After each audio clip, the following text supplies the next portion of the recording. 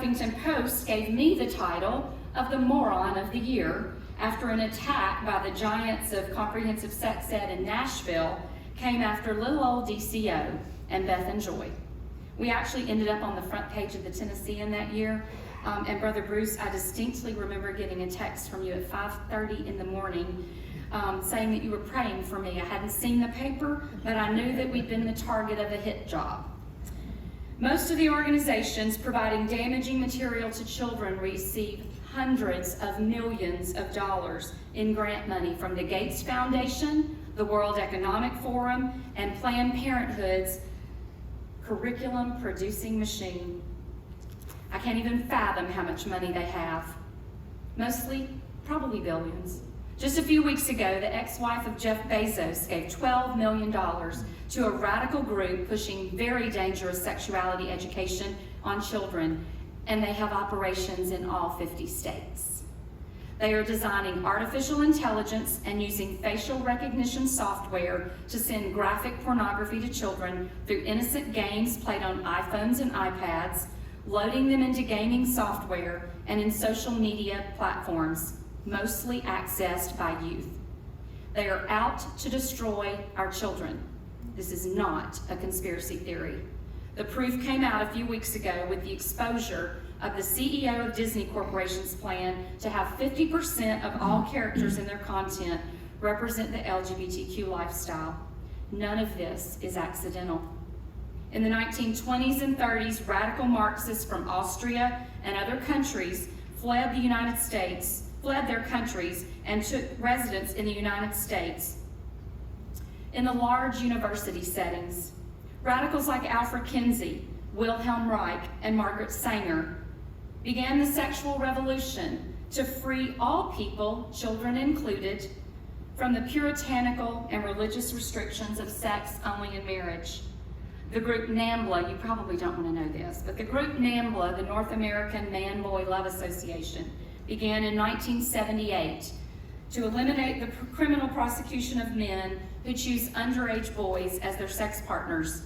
Now, in California, the law has removed the penalty of having to register as a sex offender for someone convicted of a sex crime with a minor, as long as they're within a 10-year age range of the child.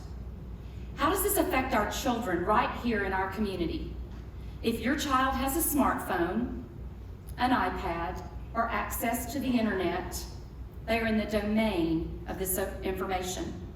Our challenge tonight is to boldly ask each one of you to stand in the gap for our nation's children. Parents, we have created a new online resource just for you. We want you to take back your God-given right and place of educating your children on the issues of gender, sexuality, relationships, marriage, and family. This is not the primary job of the church or the school. It's yours. About 15 years ago, the teachers in public schools began to ask us, could we provide a parent education program that was similar to the student education program? So we did, and we're now launching Life Choices. You can see in the back of the room. You have access to the materials online. You can download them right to your computer at home, and your child can learn the biblical worldview right there at their computer in your home, with you guarding, guiding, and mentoring. We have a table in the back of the room so that as you leave tonight, stop by and look at the materials. We'll have a staff member that can answer any of your questions. And just for tonight, if you want to purchase it, put DCO birthday and you get a $15 discount. Church leaders, are the students in your youth group learning the biblical truth about these issues?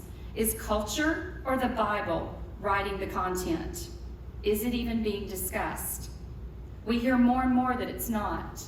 I was at a church in Alabama a couple of weeks ago speaking, and a youth pastor came up. Sharon, you were there.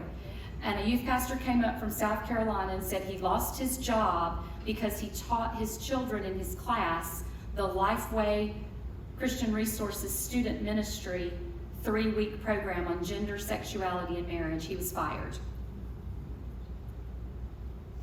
So please, Psalm 11:3, if the foundations are destroyed, what can the righteous do?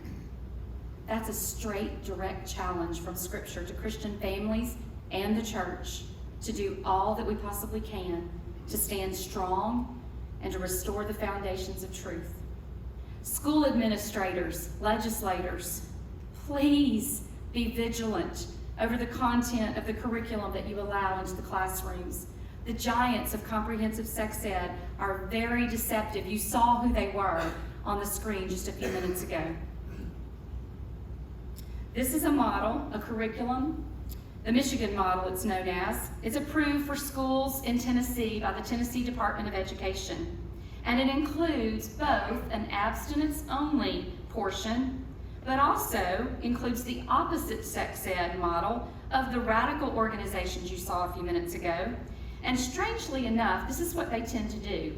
They've renamed it. It's no longer comprehensive sex ed because we all know what that is now, and we know it's not good. And now they're calling it abstinence-based. Isn't that interesting? The content, which they are now calling abstinence-based, is in violation of Tennessee law regarding the topics that are allowed to be taught in public schools.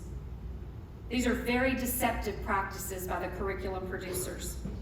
The material in this manual includes condom demonstrations and promotion of condoms, which is prohibited by Tennessee law. A teacher or school administrator would have to be very well informed about the content of true abstinence materials, as well as Tennessee law, to even understand which parts of this curriculum could be legal in our state. In the counties served by DCO, we are the trusted, approved sex ed curriculum, and they do trust us because our content is truly abstinence only, and it aligns with all of our state laws on the do's and the don'ts.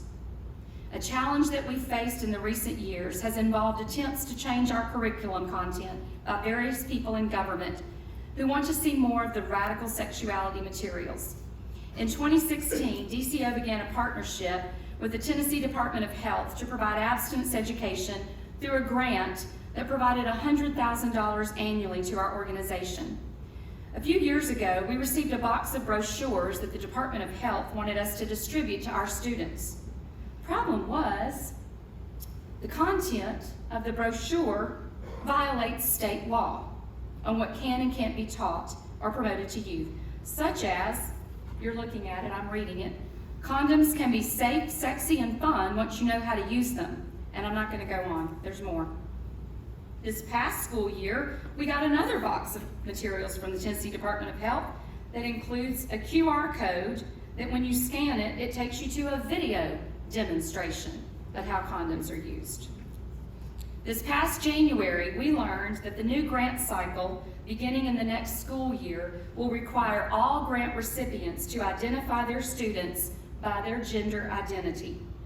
We will not participate in the promotion of gender confusion indoctrination, and this is likely how the survey would look.